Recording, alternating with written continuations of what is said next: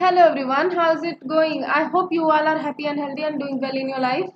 As I mentioned in the previous video that I will continuously give you classes of geography and polity too. In the geography, Indian geography we are learning right now. So I'm doing my job but you guys are not doing. So give a positive response on the videos so that I'll feel motivated to make such videos for you. I'm doing my job and you guys have don't time to procrastinate it कि चलो आज नहीं कल कर लेंगे कल नहीं परसों कर लेंगे। जैसे ही वीडियोस अपलोड हो तुरंत उन्हें देखिए पढ़िए समझिए शॉर्ट नोट्स बनाइए। कितना टाइम ही है आपके पास? Three three and half month, इससे ज़्यादा आपके पास समय नहीं है और आपको एकदम एग्ज़ाम ओरिएंटेड चीज़ें मिल रही हैं जो आपके एग्ज़ाम में आने ही वाली हैं। तो आप वो चीज़ों को आप स्किप कर रहे हैं। बाद में आपको ये सही नहीं भी लगेगा। बाद में आप सोचेंगे कि पढ़ लिया होता तो अच्छा होता, वीडियो से ही सारे क्वेश्चंस आए थे। तो आप ये चीज़ स्किप करिए और पढ़ाई में लग जाइए क्योंकि समय बिल्कुल भी नहीं है। और पिछली वीडियोस में हमने क्या डिस्कस किया था, लेक्चर 1 लेक्चर 2 अपलोड हो चुका है। और देखिए मैंने आपको 2 क्लासेस देने के लिए बोला था लेकिन ये आप लोग का रिस्पांस देख के मैं काफ़ी डिमोटिवेटेड फील कर रही हूँ। तो मुझे नहीं लगता मैं ज़्यादा टाइम तक आप लोग को 2-2 क्लासेस दे पाऊँगी अगर यही हाल रहा तो। मैं भी अपना एक मतलब एक वीडियो अपलोड करके अपनी ज़िम्मेदारी पूरी कर सकती थी कि ठीक है मैं दे तो रही हूँ, एक-एक क्लासेस रोज़ दे रही हूँ। लेकिन मैं आप लोग को अपनी फैमिली की तरह देख रही हूँ कि इन लोग का एकदम टाइम से सिलेबस कंप्लीट हो जाए वरना फिर जब तक एग्ज़ाम डेट आ जाएगी तब तक सिलेबस नहीं हो पाएगा। लेकिन आप लोग उस चीज़ को सीरियसली ले नहीं रहे हैं, उस चीज़ को भुना नहीं पा रहे हैं। Don't do that. Please focused हो जाइए, पढ़िए ध्यान से और इससे बेटर कंटेंट आपको कहीं मिलेगा नहीं। ये दो तीन कोचिंग्स का जो जहाँ जहाँ मैंने पढ़ा है, खुद से जो पढ़ा है सारा कुछ, वो सब कुछ कंपाइल करके मैं आप लोग को प्रोवाइड करा रही हूँ। तो don't waste it, use it and do something better in your life. तो ये सब तो रही बातें आप लोग के लिए, प्लीज़ अंडरस्टैंड इट। तो अब बाकी हम डिस्कस कर लेते हैं कि पिछली 2 वीडियोज़ में हमने क्या डिस्कस किया था, क्या पढ़ा था। आपने रिवाइज़ अगर ना भी किया हो तो चलिए हम 2 मिनट में छोटा-सा रिवीजन कर लेते हैं। तो उसके बाद हम ये नई वीडियो में शुरू करेंगे। आज हम लोग पढ़ेंगे भारत का विभाजन, कि भारत को भौतिक तौर पर किस तरह से विभाजित किया गया है और क्या-क्या हिस्से हैं, ये सारी चीज़ें आज हम डिस्कस करेंगे। इधर आपको इंडिया का मैप दिख रहा है क्योंकि मैंने आपको पहले ही बताया था कि हम पढ़ाई के साथ-साथ जैसे सिलेबस कंप्लीट करने के साथ-साथ ही हम ये भी करते रहेंगे, मैपिंग भी देखते रहेंगे, मैप भी पढ़ते रहेंगे, ठीक है? तो इसी वजह से एक साइड आपको मैप दिख रहा होगा स्क्रीन पे, एक साइड आपको व्हाइट बोर्ड दिख रहा होगा। तो जो लिखने वाली चीज़ें रहेंगी वो मैं यहाँ पे लिख दिया करूँगी, जो मैप पे दिखाने वाली चीज़ें रहेंगी वो मैं यहाँ पे दिखा दूँगी, ठीक है? फिर चलिए अब हम पीछे का पहले एक बार रिकैप कर लेते हैं, रिवीजन कर लेते हैं फटाफट से 2 मिनट में, उसके बाद हम नई क्लास स्टार्ट करते हैं। तो हमने अब सबसे पहले देखा था कि भारत की प्रकृति कैसी है, तो भारत का भौगोलिक क्षेत्र कैसा है, ये सारी चीज़ें हमने देखी थी। तो आपको पता है भारत कुल विश्व का 2.4% भूभाग अक्वायर करता है, कि भारत के पास 2.4% भूभाग का हिस्सा है। लेकिन में रहने वाली आबादी कितनी है? कुल विश्व की 17.5% आबादी भारत में रहती है। भारत का कुल क्षेत्रफल 32,87,263 वर्ग किलोमीटर है और भारत का 7वां सबसे बड़ा देश है क्षेत्रफल की दृष्टि से। तो ये सारी चीज़ें हमने देखी थी पिछली वीडियो में। फिर हमने देखा था कि भारत के पड़ोसी देश कौन से हैं। फिर हमने देखा था कि भारत एक उपमहाद्वीप है, तो उपमहाद्वीप कहा जाता है तो यह कारण क्या है कि क्यों कहा जाता है। ये भी हमने देखा था कि भारत का अक्षांशीय और देशांतरीय विस्तार कितना है। भारत की पूरब से पश्चिम लंबाई हमने देखी थी और उसके बाद उत्तर से दक्षिण लंबाई हमने देखी थी कितनी है।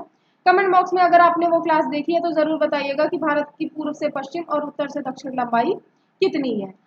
जिसका सही रहेगा उसका कमेंट कर दिया जाएगा, ठीक है? तो फिर और हमने क्या और देखा था, हमने देखा था कि भारत का सबसे उत्तरी बिंदु कौन सा है, सबसे दक्षिणी बिंदु कौन सा है, सबसे पूर्वी बिंदु कौन सा है और सबसे पश्चिमी बिंदु कौन सा है। हमने कर्क रेखा के बारे में भी बात की थी कि कर्क रेखा भारत को किस तरह से 2 बराबर भागों में बांटती है। फिर ये भी हमने देखा था कि कर्क रेखा किस तरह से भारत के कौन-कौन से राज्यों से होकर गुजरती है, और कौन-कौन से राज्य शामिल हैं इस कर्क रेखा के कटाव बिंदु पर। ये सारी चीज़ें हमने देखी थी, ये लेक्चर 1 का हो गया। फिर हम लेक्चर 2 में हमने बात की थी कि भारत की कुल स्थानीय सीमा कितनी है। फिर भारत के पड़ोसी देश कौन से हैं, और फिर कौन कौन देशों से भारत सीमा बनाता है, भारत के कौन कौन से राज्य किस किस देशों से सीमा बनाते हैं, फिर भारत का तटीय विस्तार कौन सा है, किस तट पर कौन से राज्य स्थित है। ये सारी चीजें हमने सेकेंड लेक्चर में देखा था। हमने आईएसटी और जीएमटी के बारे में, यानी इंडियन स्टैंडर्ड टाइम और ग्लोबल स्टैंडर्ड टाइम के बारे में भी पिछली वीडियो में बात कर ली थी। भारतीय मानक समय के बारे में भी हमने बात कर ली थी। तो ये सारी चीजें पिछली वीडियोस में कवर हो चुकी हैं। आप लोग का रिवीजन आई होप हो गया होगा। मोटा मोटा तौर पर जो जो इम्पोर्टेंट चीजें थी सब मैंने आपको बता दी। अब हम बात करेंगे आज की वीडियो से, तो यहाँ से वीडियो हम शुरू करते हैं। चैनल को लाइक और सब्सक्राइब नहीं किया है तो जल्दी से वीडियो को लाइक और चैनल को सब्सक्राइब कर लीजिए। चलिए अभी हम वीडियो शुरू करते हैं। तो भारत को भौतिक तौर पर कुल 6 भागों में बांटा गया है। आइए देख लेते हैं वो भाग कौन कौन से हैं। थोड़ा ब्रश चेंज करते हैं फिर हम देखते हैं। तो सबसे पहले किस आधार पर बांटा गया है, तो सबसे पहले उत्तर का ये विशाल चापाकार जो हिमालय है इसको बांटा गया है। तो ये भारत का पहला हिस्सा है, विशाल चापाकार हिमालय।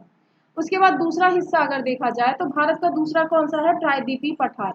ये यहाँ पे आप अगर देखेंगे तो ये एक त्रिभुज के आकार की संरचना आपको दिखेगी इस तरह से। तो ये क्या है हमारा, ये प्रायद्वीपीय पठार है, प्रायद्वीपीय भाग है भारत का। ठीक है, ये थोड़ा और ऊपर तक जाएगा, यहाँ तक रहेगा।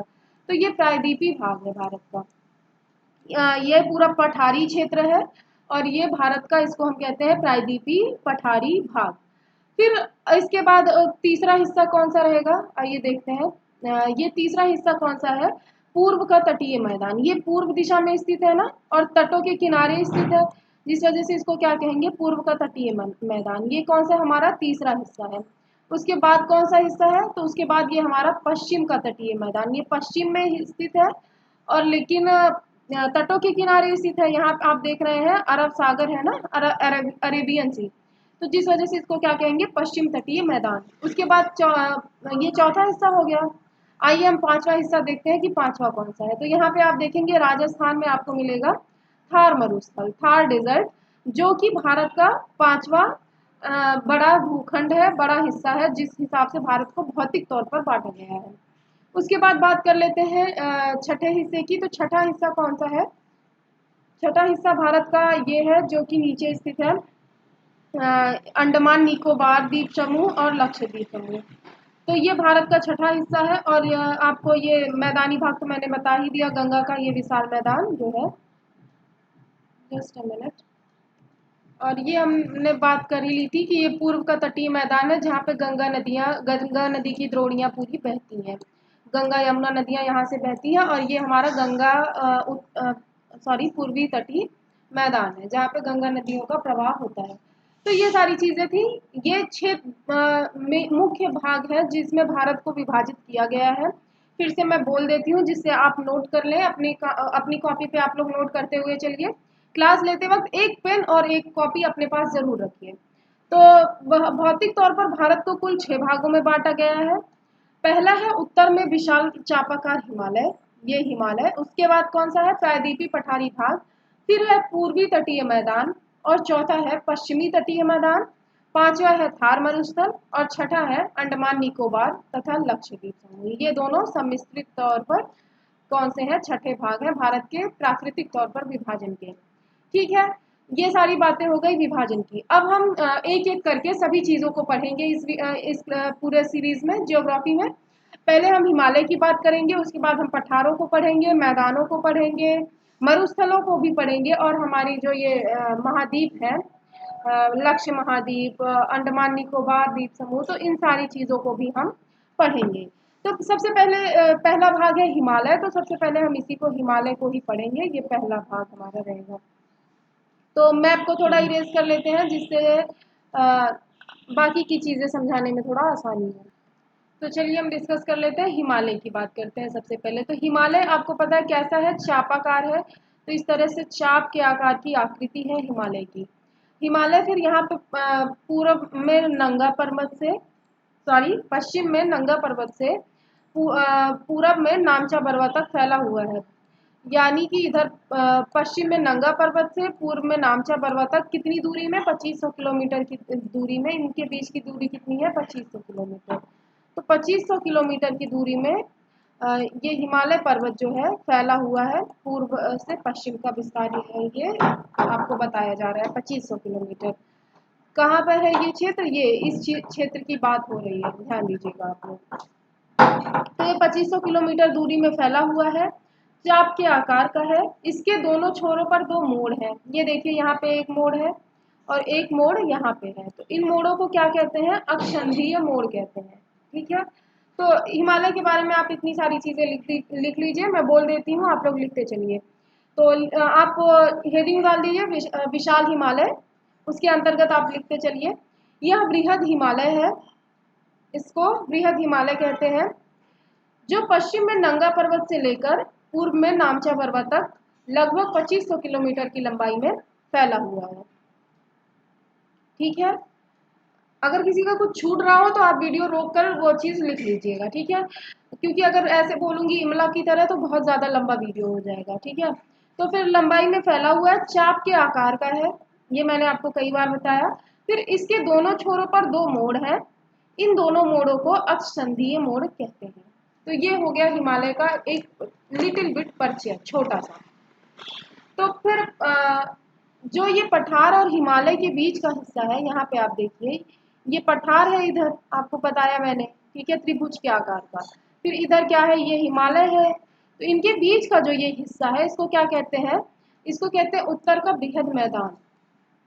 तो ये उत्तर का बृहद मैदान हो गया। फिर पठार के दोनों किनारे पर जो तटीय मैदान है, इनको क्या कहते हैं? उनको पूर्वी घाट और पश्चिमी घाट कहते हैं, ये भी मैंने बता दिया। फिर अरावली के पश्चिम में भारत और पाकिस्तान की सीमा पर यहाँ एक अरावली पर्वत है, आपको पता होगा राजस्थान में अरावली पर्वत है। तो इसके पश्चिम में और भारत और पाकिस्तान की सीमा पर थार मरुस्थल है, यहाँ कुछ यहाँ पे क्या है? थार मरुस्थल है। ठीक है, आपको नहीं दिख रहा होगा तो रुकिए मैं जूम कर देती हूँ थोड़ा।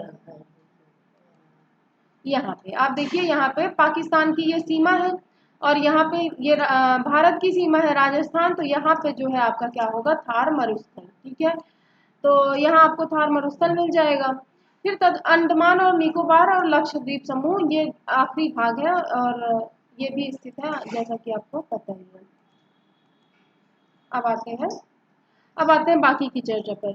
तो ये ठीक है, ये हिमालय है, ये प्रायद्वीपीय पठार है, बाकी सारी ये मैदान है, बाकी सारी चीजें हैं, मरुस्थल वरुस्थल सब बन गए हैं। लेकिन बने कैसे, ये भी एक सोचने वाली बात है। तो गोंडवाना लैंड जो है भारत का एक प्रायद्वीपीय पठारी भाग, जो दक्षिण अमेरिका, अफ्रीका, ऑस्ट्रेलिया, मेडागास्कर द्वीप बना, ये सब गोंडवाना लैंड के भाग थे। पहले दो जो है ऐसे लैंड थे, एक गोंडवाना लैंड, एक अंगारा लैंड। तो उसमें जो ये गोंडवाना लैंड था, उसमें ये उसी से ये प्रायद्वीपीय पठारी भाग, दक्षिण अमेरिका, अफ्रीका, ऑस्ट्रेलिया, मेडागास्कर और ये गोंडवाना लैंड बने। उसमें टेथिस भूसन्नति के अवसादों के कारण हिमालय पर्वत का निर्माण हुआ। यह एक वलित पर्वत है, जो हिमालय पर्वत है, हिमालय में आप लिख लीजिएगा कि हिमालय एक वलित पर्वत है। और ये सब क्यों बने थे? ये टेथिस भूसन्नति के अवसादों के कारण इनका निर्माण हुआ था। और हिमालय में आपको पता है, यहाँ पे हिमालय में एक नहीं तीन जो है वो चोटियां हैं, तीन इसमें संधियां हैं। तो ये एक एक करके हम इनके बारे में भी डिस्कस करेंगे। तो हिमालय में तीन श्रृंखलाएं हैं। हिमालय पर्वत एक वलित पर्वत है, वलित मतलब कई सारे वलयों में बना। जैसे कि हिमालय ऐसा है, मतलब आप जैसे टेथिस भूसन्नति, जैसे कहीं से नदी से या कहीं से अवसाद बहुत सारे इकट्ठा हुए, फिर जब बीच में कुछ नहीं है तो उनके ऊपर कंप्रेशन पड़ा, एक किनारे से दूसरे किनारे से बहुत सारी चीजें, बहुत सारे कूड़े करकट या कचरे को आप एक जगह रखिए, फिर एक किनारे से किसी चीज से प्रेशर लगाइए और दूसरे किनारे से भी किसी वस्तु से प्रेशर लगाइए, तो आप देखेंगे वो कचरा धीरे धीरे ऐसे पहाड़ नुमा संरचना लेने लगेगा, ऊपर की तरफ उठने लगेगा। तो वही हुआ हिमालय के साथ भी। नदियां बहा बहा के अवसाद लाके डिपॉजिट करने लगी, जो भूसन्नति थी, टेथिस भूसन्नति वहां पे, तो ये ला ला के पूरा वहां पे डिपॉजिट करने लगी। फिर जब दोनों तरफ से इनके ऊपर दबाव पड़ा तो ये क्या हुए? उठने लगे एक तरह से। फिर ये उठकर एक ऊंचाई तक बन गए, एक पहाड़ नुमा संरचना ले लिए। फिर उसके बाद कुछ समय बाद जब और भी अवसाद आए तो फिर से वो प्रेशर उनके ऊपर पड़ा, तो जिससे एक और वलय का निर्माण हुआ, एक और श्रृंखला बन गई हिमालय की। और उसके बाद अभी तक भी हिमालय का डिपोजिशन भी अभी तक चालू है और हिमालय का निर्माण भी कंटिन्यूअसली हो रहा है। हिमालय की हाइट बढ़ रही है, आपको पता है ये चीज़। तो इसके बाद जब और भी प्रेशर पड़ा तो एक और वलय में हिमालय का निर्माण हुआ, यानी कि एक और श्रृंखला हिमालय में निर्मित हो गई। और आपको ये चीज़ भी जानना ज़रूरी है कि हिमालय पर्वत एक वलित पर्वत है और इसका निर्माण टर्शियरी काल में हुआ था। टर्शियरी काल में हिमालय का निर्माण हुआ था। टर्शियरी काल की अगर बात की जाए तो टर्शियरी काल को 4 भागों में बांटा गया है, टर्शियरी काल को 5 भागों में बांटा गया है। पैलियोसीन, इथोसीन, ओलिगोसीन, मायोसीन और प्लायोसीन, इस तरह से टर्शियरी काल को 5 भागों में बांटा गया है।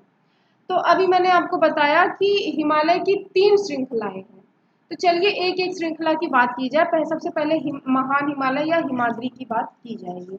महान हिमालय या ग्रेटर हिमालय को ही हिमाद्री भी कहते हैं, तो सबसे पहले उसी की बात करते हैं। इसको थोड़ा इरेज कर लेते हैं, फिर देखते हैं। तो यहाँ अगर हिमालय की बात की जाए तो हिमालय को अभी मैंने बताया कि 3 भागों में बांटा गया है। बृहद हिमालय, मध्य हिमालय या लघु हिमालय और ट्रांस हिमालय या शिवालिक। तो जो हिमालय की तीनों श्रृंखलाएं हैं, तो इसमें हिमालय की जो पहली श्रृंखला है यानी कि बृहद हिमालय, इसका निर्माण टर्शियरी काल से पहले ही हो चुका था और उसको हम ट्रांस हिमालय भी कहते हैं। और ट्रांस हिमालय से अगर ट्रांस हिमालय की बात की जाए तो ट्रांस हिमालय में सबसे उत्तर में काराकोरम श्रेणी, उसके बाद लद्दाख, उसके बाद जास्कर, उसके बाद कौन सा पीर पंजाल, इसी तरह से श्रेणियां हैं। फिर जो ये दक्षिण पूर्व विस्तार है, इसमें जो तिब्बत का पठार है ना, यहाँ पे चाइना, ये देखिए तिब्बत का पठार यहाँ पे, तो ये जो है ये भी इसी का बृहद हिमालय का ही हिस्सा है, इसी का ही विस्तार है, दक्षिण पूर्वी विस्तार है तिब्बत का पठार, हिमालय का ही दक्षिण पूर्वी विस्तार है तिब्बत का पठार। और जो कैलाश श्रेणी है ये भी जो है बृहद हिमालय के ही हिस्से में आती है। और ये चारों श्रेणियां काराकोरम, लद्दाख, जास्कर और कैलाश ट्रांस हिमालय के हिस्से में है, यही पार हिमालय कहलाता है। इनका निर्माण हिमालय से पहले हो चुका था, यानी कि टर्शियरी काल में हिमालय का निर्माण हुआ था और इनका निर्माण जो है ये टर्शियरी काल से भी पहले हो चुका था। तो भारत की सबसे उत्तरी श्रृंखला कौन सी है? काराकोरम। काराकोरम श्रृंखला जो है भारत की कौन सी है? सबसे उत्तरी श्रृंखला है। और काराकोरम सबसे ऊंची चोटी है माउंट केटू, मतलब ये काराकोरम श्रेणी है, ये काराकोरम श्रृंखला, इसकी सबसे ऊंची चोटी कौन सी है? माउंट केटू 8611, आप सभी को पता होगा, इसी को गाडविन आस्टिन भी कहते हैं। लेकिन वास्तव में ये क्या है? पीओके में है, यानी कि पाक ऑक्युपाइड जो कश्मीर है, ये पाक अधिकृत कश्मीर में है जो ये श्रेणी है, काराकोरम रेंज भी। और काराकोरम की ये जो सबसे ऊंची चोटी मैंने बताई गाडविन आस्टिन, ये भी, ठीक है। फिर काराकोरम की दूसरी सबसे ऊंची चोटी जो है वो गसेर ब्रूम है। गसेर ब्रूम मैं लिख देती हूँ जिससे आप लोग को कोई कंफ्यूजन ना हो नाम में। गसेर, कर्सर से लिखने में बड़ी प्रॉब्लम होती है, बस यही प्रॉब्लम है एक, बाकी तो आप लोग से इंटरेक्ट करके मजा तो बहुत आता है। गसेर ब्रूम, आई होप समझ आया होगा और नहीं कंफ्यूज हो गए होंगे मेरी हैंड राइटिंग देख के। तो काराकोरम की दूसरी सबसे ऊंची चोटी गसेर ब्रूम है, ये भी ट्रांस हिमालय का ही भाग है। और वर्तमान में काराकोरम भारत में नहीं है, जो अगर लेकिन क्वेश्चन में K2 ऑप्शन में रहेगा तो आपको भारत की ही चोटी माननी है उसको, और वही ऑप्शन में लगा देना है। अगर लेकिन साथ में आपको कंचनजंगा भी दिया जाए तो कंचनजंगा की हाइट कितनी है? 8598। कंचनजंगा, कंचन जैसे एक कंचना मूवी भी तो है, तो वही वाला कंचनजंगा, ठीक है। तो कंचनजंगा, उसकी लंबाई कितनी है? 8598 किलोमीटर, सॉरी मीटर, 8598 मीटर इसकी लंबाई है। और ये सिक्किम और नेपाल की सीमा पर स्थित है। कंचनजंगा जो है ये सिक्किम और नेपाल, अब आप यहाँ पे देखिए सिक्किम और नेपाल है कहाँ पे, थोड़ा इसको जूम करते हैं तो एक मिनट, यस, अब ये देखिए यहाँ पे सिक्किम है और यहाँ पे नेपाल, तो इसी की जो ये सीमा है ना, इसी पे है कंचनजंगा चोटी, जिसकी ऊंचाई है 8598 मीटर और यह भी ग्रेटर हिमालय में स्थित है, यानी कि ट्रांस हिमालय में स्थित है।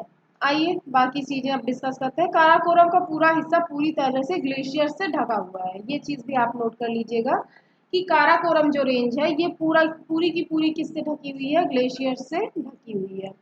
और पूरब से पश्चिम के क्रम में भी एक दो बार ये क्वेश्चन बना है, क्रम पूछ लिया है, तो आप ये चीज भी जानते रहिए कि जो ग्लेशियर्स का क्रम है काराकोरम श्रेणी में वो कैसा है। पहले रेमो ग्लेशियर है, फिर सियाचिन, फिर वाल्डोरो, फिर क्या है बटूरा, फिर बियाफो, उसके बाद क्या है हिस्पर। हिस्पर नहीं समझ आया, रुकिए मैं इरेज करती हूँ, उसके बाद आप लोग को समझाती हूँ। इरेज का ही नहीं हो रहा है, थोड़ा स्लो हो रहा है। तो मैंने क्या बोला आप लोगों से कि काराकोरम श्रेणी में ग्लेशियर्स का क्रम कई बार पूछा है, तो वो चीज हम यहाँ पे लिख देते हैं। आपको मैंने बोला शायद आपको वर्ड समझ ना आए। तो इसमें पहले आएगा रेमो, रेमो, ठीक है, रेमो। फिर क्या है इसके बाद, ऐसे एरो बना बना के आप लोग लिखिएगा, एरो। फिर सियाचिन, सियाचिन, सियाचिन तो सभी ने सुना होगा, इसमें कोई कंफ्यूजन वाली बात ही नहीं है, सियाचिन। उसके बाद कौन सा आएगा, यार बच्चों की तरह हैंड राइटिंग बन रही है, इतनी गंदी हैंड राइटिंग, ठीक है, वैसे भी मेरी बहुत अच्छी नहीं है लेकिन फिर भी इतनी भी खराब नहीं है। फिर क्या है वाल्डोरा, वाल्डोरा हो गया। वाल्डोरा के बाद कौन सा है, वाल्डोरा के पास बाद है बियाफो, बियाफो, ठीक है। आई होप आप लोग को समझ आ रही होगी हैंड राइटिंग, मैं ट्राई कर रही हूँ सही लिखने का, बट बियाफो। उसके बाद क्या है हिस्पर। ये आप लोग को एक लाइन में ही इसी तरह से एरो बना बना के लिखना है। ये काराकोरम रेंज में जो ग्लेशियर्स स्थित हैं उन ग्लेशियर्स का क्रम है, और ये एग्जाम में पूछता है। और ये क्रम कैसे है, पूर्व से पश्चिम। सबसे पूर्वी हिस्सा क्या है, रेमो, उसके सबसे पूर्वी, उसके बाद क्या है सियाचिन, उसके बाद वाल्डोरा, उसके बाद है बियाफो, और सबसे पश्चिम में हिस्पर स्थित है। यही क्रम है। और सियाचिन के जस्ट नीचे आपको ये चीज जाननी जरूरी है कि नुब्रा नदी घाटी स्थित है। सियाचिन के एकदम नीचे ही नुब्रा नदी घाटी स्थित है। फिर क्या है, लद्दाख की सबसे ऊंची चोटी माउंट राकापोशी है। लद्दाख की सबसे ऊंची चोटी, मैं इसको एक मिनट मिटा देती हूँ, इरेजर भी काफी छोटा है। तो यहाँ पे देखिए मैं लिख दे रही हूँ राकापोशी। तो जो है लद्दाख की सबसे ऊंची चोटी क्या है, माउंट तो आप लोग लिख ही लेंगे, और दूसरा क्या है माउंट राका पोशी। ये पा है और ये शा, माउंट राका पोशी, ठीक है। और उसके बाद क्या है, भारत का सबसे शुष्क क्षेत्र जो है वो लद्दाख ही है। यह एक शीत मरुस्थल है। जैसे मरुस्थल होता है ना, हॉट डेजर्ट होता है, वैसे ही कोल्ड डेजर्ट भी होता है। तो ये क्या है, लद्दाख एक शुष्क मरुस्थल है। यहाँ यह एक शीत मरुस्थल है और यहाँ 10 सेंटीमीटर से भी कम वर्षा होती है। आपको पता है मरुस्थल उसे बोलते हैं जहाँ 25 सेंटीमीटर से कम वर्षा हो, और थार वार में 25 सेंटीमीटर से कम वर्षा होती है। लेकिन लद्दाख एक ऐसा रीजन है, ये थार से भी एक्सट्रीम लेवल पे ये मरुस्थल है कि यहाँ 10 सेंटीमीटर से भी कम वर्षा होती है। यहाँ आप वनस्पतियां देखने के लिए एकदम तरस जाएंगे। जब वर्षा ही नहीं है तो वनस्पति कहाँ से मिलेगी, नहीं मिलेगी। तो आपको यहाँ पे कहीं पे भी वनस्पति देखने को नहीं मिलेगी। कहीं कहीं कटीली झाड़ियाँ जो मतलब इस तरह की होती हैं कि जिनको बहुत पानी वानी की जरूरत नहीं होती है, और मतलब बर्फीले क्षेत्रों में भी जो उग जाती हैं, इस तरह की कहीं कहीं कटीली झाड़ियाँ भले देखने को मिले, लेकिन कहीं आपको पेड़ पौधे या ये सारी चीजें देखने को नहीं मिलेंगी। ये हो गई लद्दाख। और लद्दाख और जास्कर श्रेणी के बीच सिंधु नदी बहती है। तो आपको दिखा देती हूँ कि कहाँ पे, मैं जूम इन करती हूँ थोड़ा, फिर यहाँ पे देखिए आप, पेन ब्रश ले लूँ, हाँ। तो यहाँ पे जो ये लद्दाख श्रेणी है और जास्कर श्रेणी, ये लद्दाख श्रेणी और जास्कर, इनके बीच में कौन सी नदी बहती है, सिंधु नदी। सिंधु नदी आपको पता है इधर से आती है, फिर इस तरह से, पेन चलता ही नहीं, यहाँ से सिंधु नदी इस तरह से बहती है। तो यहाँ से सिंधु नदी बहती है और यह ग्रेटर हिमालय के ठीक दक्षिण में स्थित है। सॉरी, यह मतलब इसके दक्षिण में, सॉरी, ग्रेटर हिमालय स्थित है। कैलाश श्रेणी लद्दाख का ही विस्तार है और यह भी पार हिमालय का ही भाग है। और कैलाश श्रेणी की अगर बात की जाए, जूम आउट करते हैं, कैलाश श्रेणी की अगर बात की जाए तो यह 3 महत्वपूर्ण पूर्ववर्ती नदियां निकलती हैं। कैलाश श्रेणी से 3 महत्वपूर्ण पूर्ववर्ती नदियां निकलती हैं। अब आपका क्वेश्चन होना चाहिए कि पूर्ववर्ती क्या है। तो पूर्ववर्ती नदियां उनको कहते हैं जो पर्वतों को के उत्थान से पहले ही अस्तित्व में रही हो और पर्वत निर्माण के बाद पर्वतों को काट कर निकलती हैं। उन नदियों को क्या कहते हैं? पूर्ववर्ती नदियां। फिर से मैं रिपीट करती हूँ कि जो नदियां पर्वत निर्माण से पहले ही अस्तित्व में रही हो और पर्वत निर्माण के बाद वो पर्वतों को काटते हुए अपना रास्ता बनाते हुए वहां से निकले तो उनको क्या कहते हैं? पूर्ववर्ती नदियां। तो यहाँ पे कितनी पूर्ववर्ती नदियां थी? यहाँ पे 3, कैलाश श्रेणी में 3 पूर्ववर्ती नदियां स्थित है। कौन कौन सी स्थित है आइए जान लेते हैं। सिंधु, सतलज और ब्रह्मपुत्र, जिसको ब्रह्मपुत्र को ही शांगपो भी कहते हैं। एक मिनट, ये चेंज कर लेते हैं, स्टार्ट करते हैं। तो यहाँ पे कौन सी 3 महत्वपूर्ण नदियां थी? सिंधु, सतलज और ब्रह्मपुत्र। और ब्रह्मपुत्र को ही कौन सा कहते हैं? ब्रह्मपुत्र नदी को ही शांगपो नदी कहते हैं। शांगपो, शांगपो, बहुत गंदा है, ठीक है, आप लोग प्लीज मैनेज कर लीजिएगा। फिर ये सिंधु नदी को ही सांगपो नदी कहते हैं। और ये बहुत ज़्यादा कर्सर हिल रहा है सही से, पता नहीं क्यों हैंग कर रहा है, लैपटॉप काम सही से नहीं कर रहा है। तो आज की वीडियो यहीं पे बंद करते हैं। आप सभी से मैं कल मिलती हूँ इसके आगे की डिस्कशन को लेकर। तिब्बत का पठार देखेंगे, फिर मिडिल हिमालय, शिवालिक, ये सारी चीज़ों पे कल हम चर्चा करेंगे। और ये हैंग हो गया है, रुक गया है, इसी पे हट नहीं रहा, इस वजह से कल हम आप लोग से मिलते हैं।